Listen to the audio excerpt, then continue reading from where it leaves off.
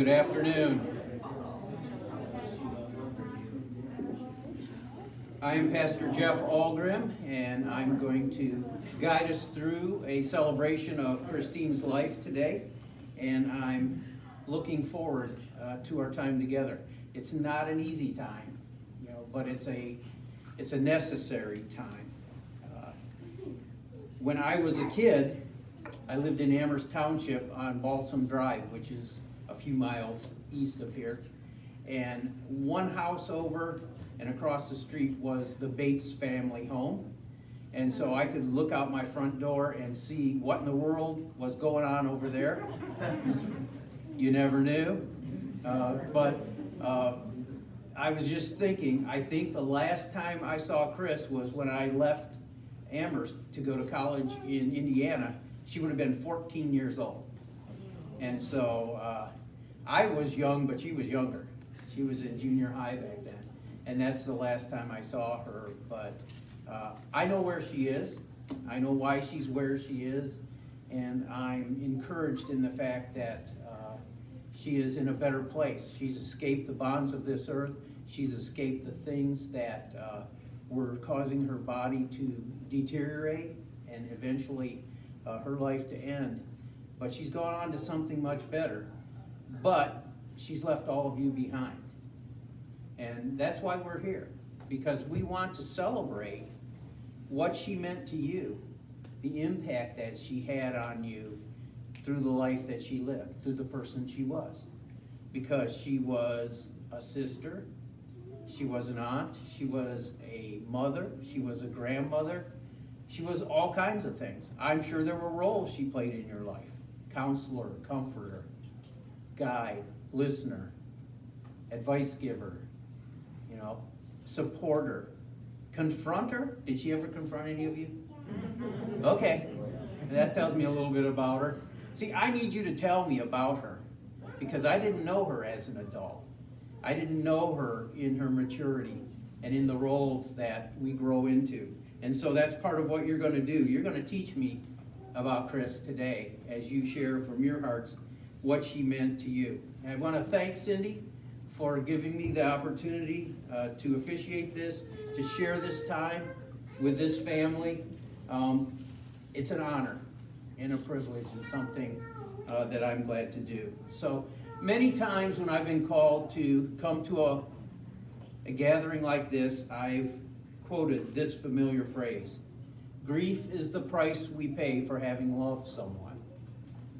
But over the years, I found out that it's not just the love that causes grief, it's the loss.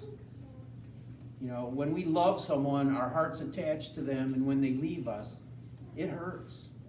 It tears away something of value and worth, something that maybe we built our life on and depended on, the person that leaves us. And so we hurt when they go.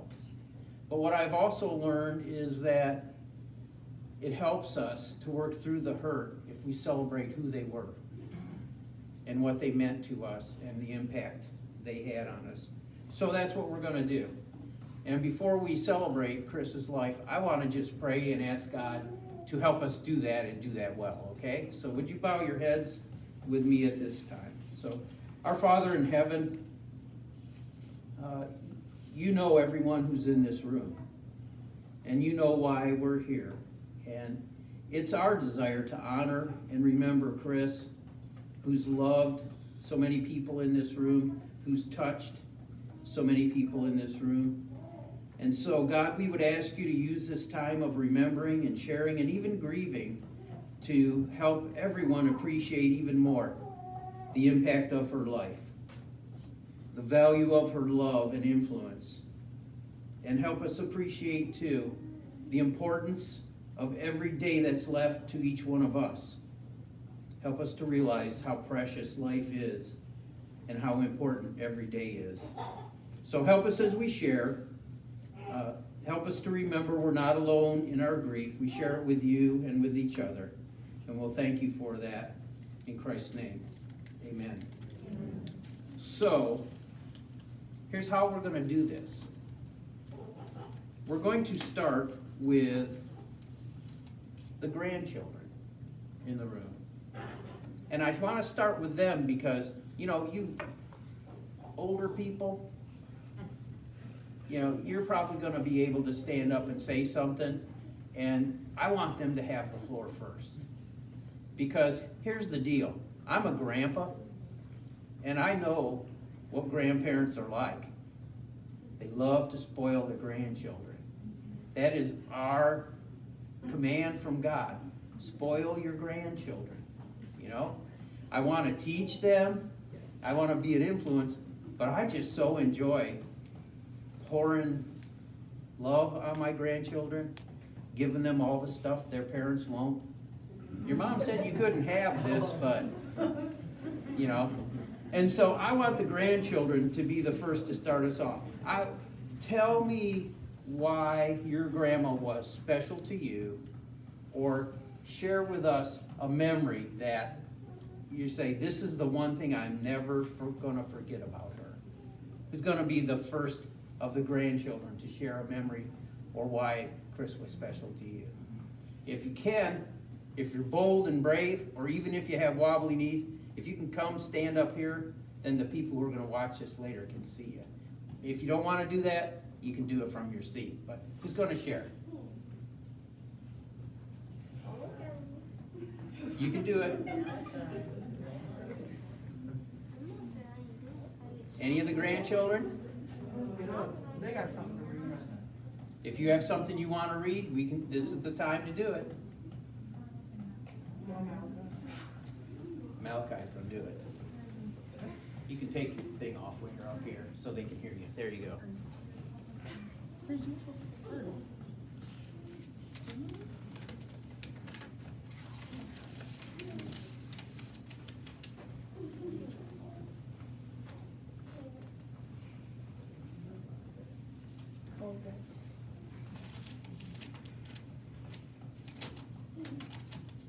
Death is nothing at all. I only went to the next room, speak to me in the easy way which you always used. Laugh as we always did. Let my memory surround every house. Let it be spoken without sorrow. Always be near, waiting for you. All is well.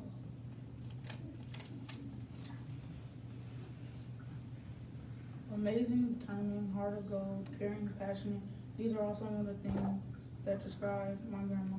Yes, we were sad. Yes, we were in pain. We find strength in knowing we're not in pain anymore. You went from not having the strength to do anything to watching over everybody, giving us all the strength to get by. Love you, Grandma. Thank you, gentlemen. Appreciate it. Any other of the grandchildren?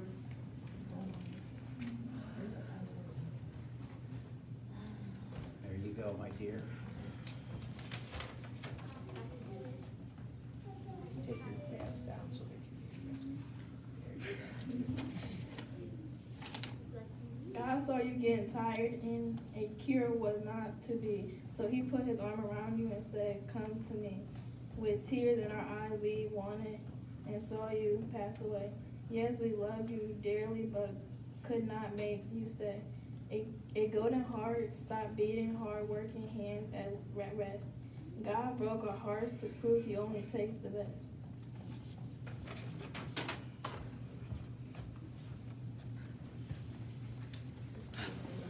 Anybody else with a spoken word, a memory? Okay, I'm going to circle all the way around. So once we work through at the end, if anybody said, I couldn't do it then, but I can do it now, you'll have your chance. So how about the brothers and sisters? Any of the brothers and sisters want to share a special memory or this significant role that Chris played in your life?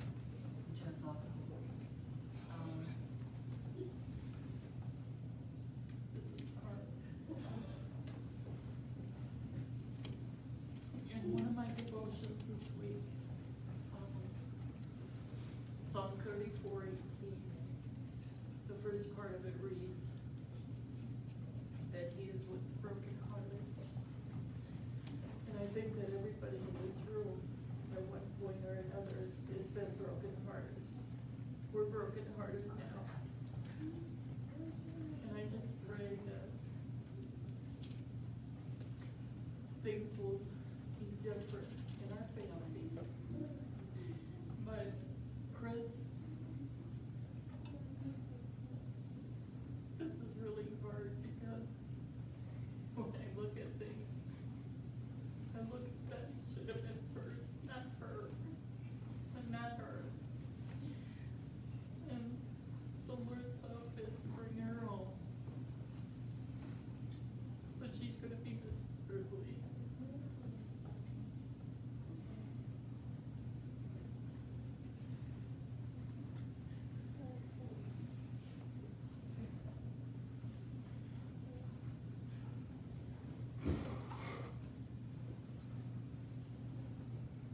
Anyone else?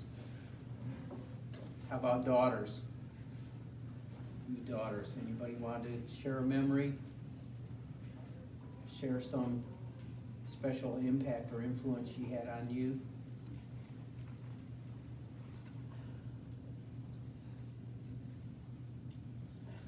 Floor is open for anyone. If anyone wants to share a special memory. She has something to read. Okay, you wanna come up here and read it? There you go.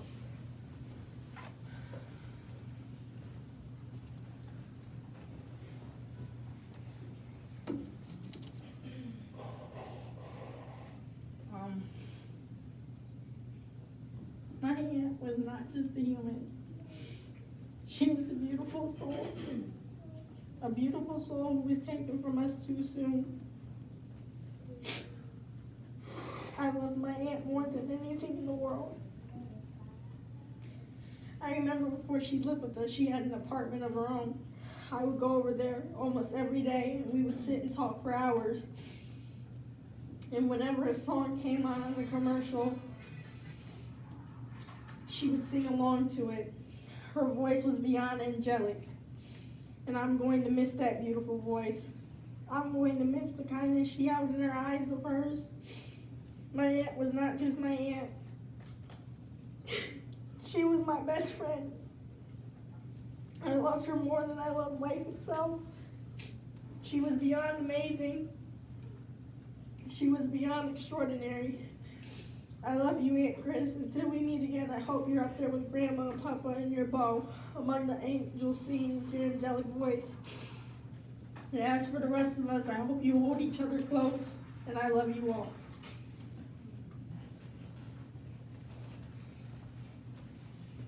There was somebody else. You wanna come up or speak from there, whatever you want? I'll come out. Great.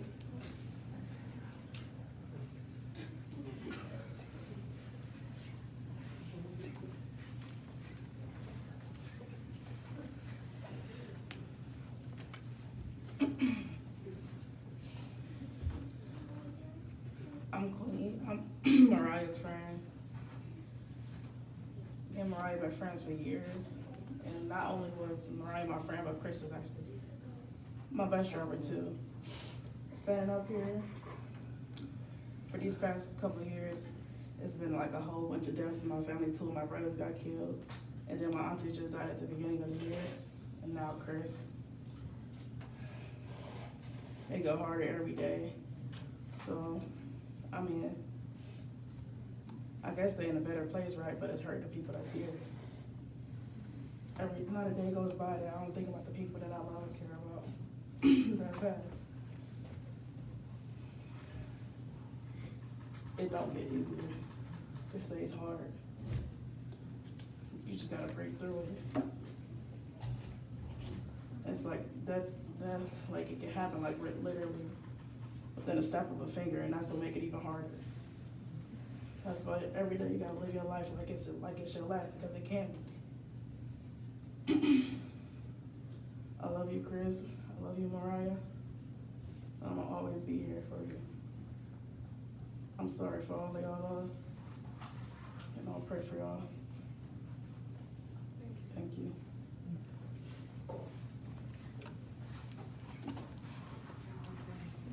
Anyone else?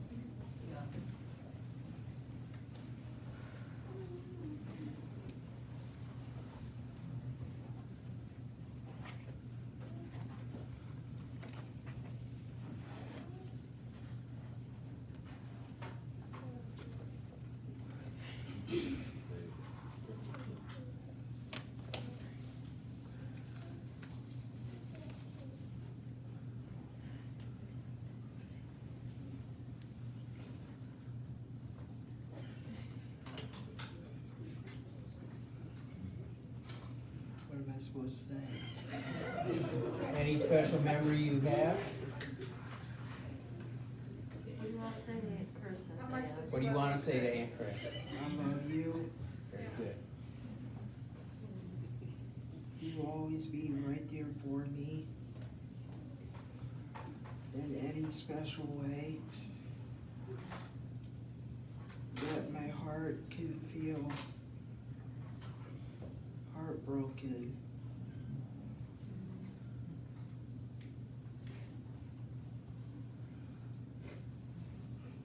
You always be there for me.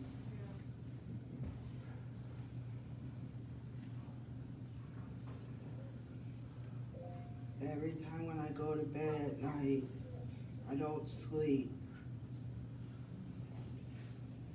I always think about you.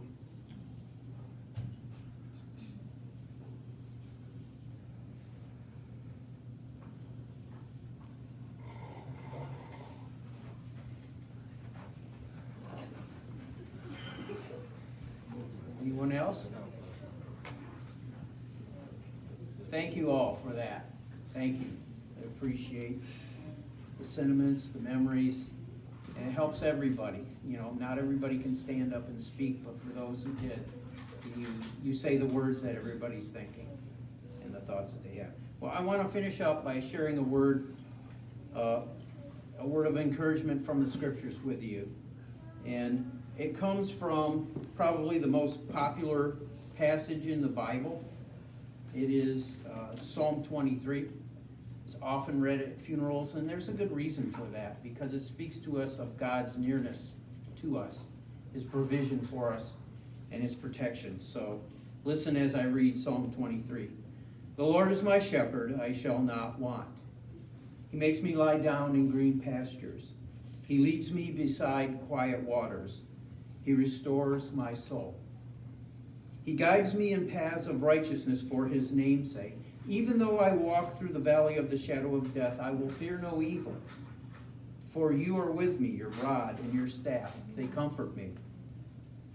You prepare a table before me in the presence of my enemies. You anoint my head with oil. My cup overflows. Surely goodness and love will follow me all the days of my life, and I will dwell in the house of the Lord forever. In very picturesque language, David, the shepherd boy who became a king of Israel, writes a song about the God that he believed in, followed, and who took care of him throughout his life. And the lyrics of his song celebrate this God who he calls the Lord, and how God watched over him in so many ways over so many years. And as I count them, there's 12 different ways that David says God watched over him. And though David's focus is on God, his protector and provider, on his Lord, I want us to look at the other side of the story that's in this song. That is David's side. What God did for him, how God cared for him. So if we consider David's opening line, the Lord is my shepherd, I shall not want. That's David telling us that when I make God my shepherd, when I make God the guide for my life, my needs get met. That was the benefit to him. That's a big admission. That's David admitting that he couldn't supply all his own needs, that he didn't have all he needed to take care of even himself, let alone the other people in his life. David, at the very beginning, says, I have real needs. I have big needs. And God helps to supply those needs. So, in this picturesque language, he begins to describe how God meets some of the needs he has.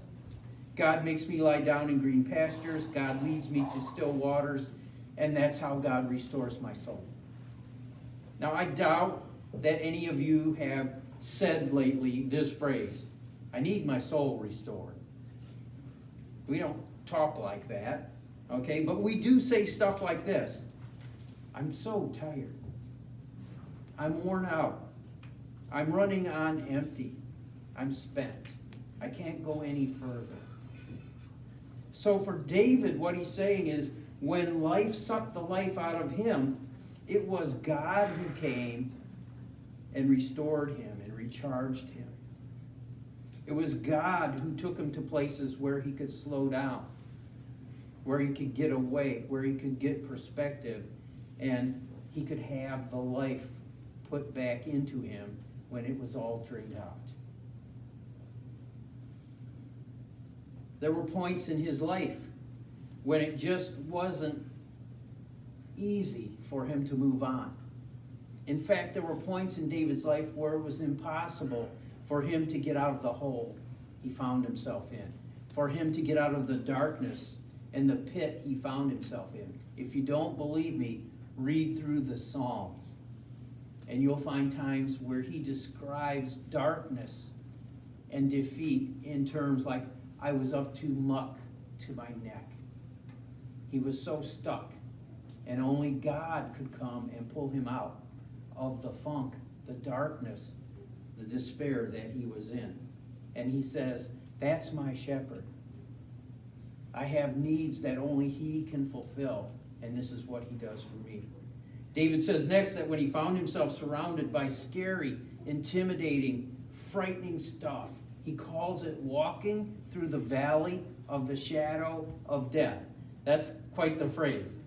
Walking through the valley where the shadow of death is right there on him. He says, when I walk through situations, when I find myself in a situation where I don't think I'm going to survive, this might be it. He goes, what gets me through is knowing that you, God, my shepherd, you're there with me. You're near me. In fact, he says, God, you bring your staff. That's that shepherd's crook. When someone is close to going off the edge, God can pull them back. He brings the rod, which is what the shepherd used to take on predators. If you find yourself under attack, God as your shepherd is the one who can take on those things that threaten you. And David said, this is what my God, my shepherd, has done for me. I got so intimidated, so anxious. I thought I would die. And yet, God, you pulled me back from the edge. And you took on the things that were threatening me. And that's the kind of shepherd you've been to me. Even when David was under attack from other people, and you know, the scriptures tell us that it was even some of his own sons, some of his wives, who attacked him, who took him on, who went after him, who wanted to get rid of him, even have him killed off. You know, that's the kind of intense enemies that were against him, even in his own family. He says, God, it was like you set up a banquet table for me, right in front of the people who were after me. And he said, then you poured water and wine into the glasses, so much that they overflowed. And you fed me so much, so generously, I couldn't even take it all in. That was God saying to his enemies, this man is my guy. I've got his back. He is welcome with me, and if you mess with him, you're messing with me. Isn't that comforting? If God would say that about with you, if you mess with her, you're messing with me. If you mess with him, you're messing with me. That's what kind of encouragement we can get when we say, God, shepherd me. God, lead me through life. God, guide me through life. He will be that protector for us, that provider for us.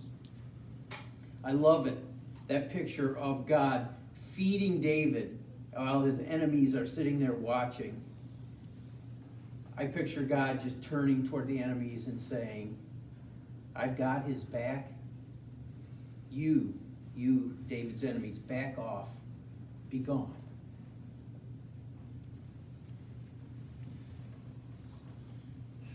Well, David says there's one final benefit to him that God as his shepherd gives him, and that's the assurance that he'll have a place with God, a home that he'll go to when his time on this earth is over. David says, your loving kindness will follow me all the way through this life. God will be merciful and gracious and understanding. He knows we're not strong. He knows how weak we can be, how confused we can be, how we like sheep can wander. And yet he constantly shows his love and mercy and grace. And David says, he shows that to me all my life. And then when my life ends, he gives me a home with him forever. The promise of eternal life. So here's the motto of the story. Here's the point of the song. We, like David, are like sheep who need a shepherd to get us through this life to the next. Did you hear that? You're no different than David. You're as human as he was. He was as human as you were. We all, according to him, need a shepherd who can get us through this life and to the next. The question is, will we allow God to be that guide? Will we invite God into our life to be that shepherd for us? And will we allow him to restore our souls, to guide us through our fears, and to guide us through this life to the next? That's the question I leave with you today. Be encouraged. God is here. He is here for you. And he will go with you through everything that you'll come across in your life. Let me pray for you. And then those of you who are going to join us will be out by the gravesite after this. Father in heaven, we thank you for the encouragement of your presence. We thank you for the encouragement of your word. I pray for everyone in this room. There's a lot of hurting ahead. There's grief that has to be processed because there's been a big loss. Someone who's been very valuable, someone who's been a listening ear and a voice of reason, and someone who's been a guide for life has been taken from this family. And so I pray, Father, that you would come in and touch each person deep in their hearts and souls to let them know you are near. You will never abandon them or leave them. For all of us who turn to you, you will show yourself faithful. And for this we'll thank you in Christ's name. Amen. Thanks again for stepping up. Okay. Oh, good for you. May I sit and listen? Absolutely. Okay.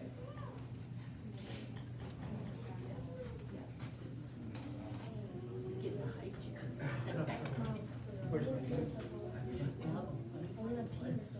So I'm sure there's one here. I should have known that it was in here. One of them's. Turn the sound back on. She says not that now.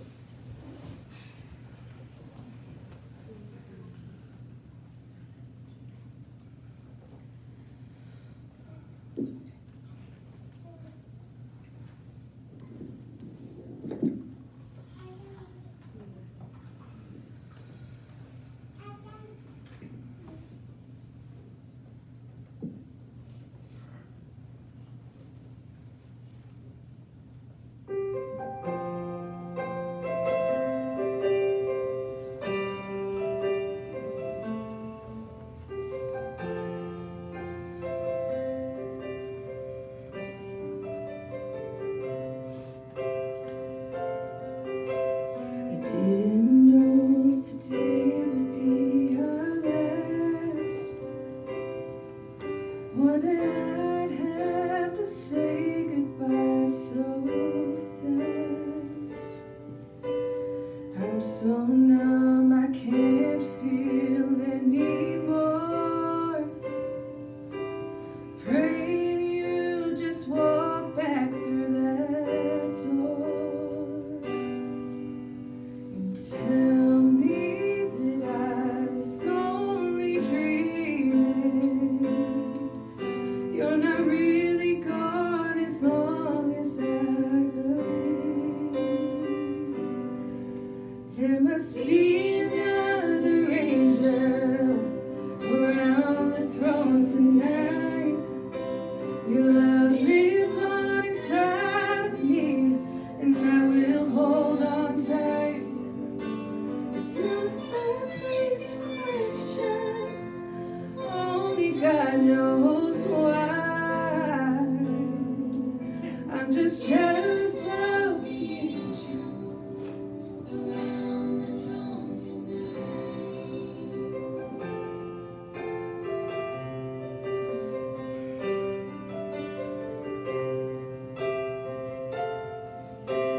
You always made my troubles feel so small. You were always there to catch me when I fall. In a world where heroes come and go, God just took the only one I know. Hold you as close as I can, longing for the day when I'll see your face again.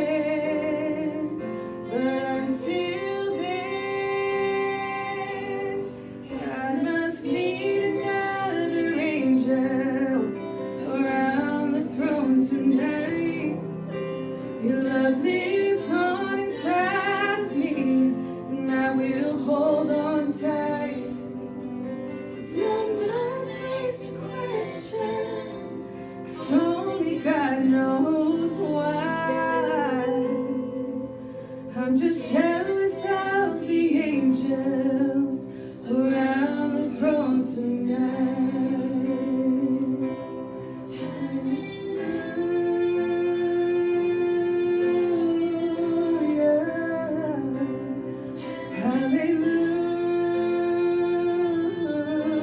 Hallelujah. Hallelujah.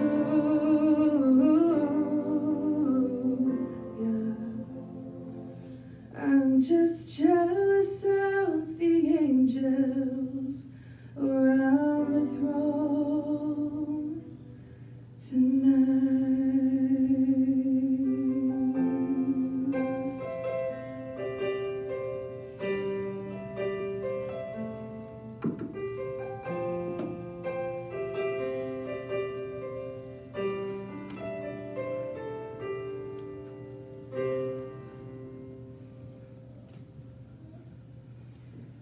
I just want to say, I know a lot of us had a lot to say today that we wanted to say, and it's really hard to say it because she was an amazing woman who loved for the sake of loving, who gave even out of her lack. She was such a strong, independent woman, and she showed her nieces and her children what it meant to be an independent woman and strong and fierce. And for me personally, she was there for me when I really needed somebody. And I know it was probably hard on her, but she did it anyway. And I will forever be grateful. And she always loved to laugh, and she loved to sing. And we'll have a lot of memories, good memories. Kelsadilla.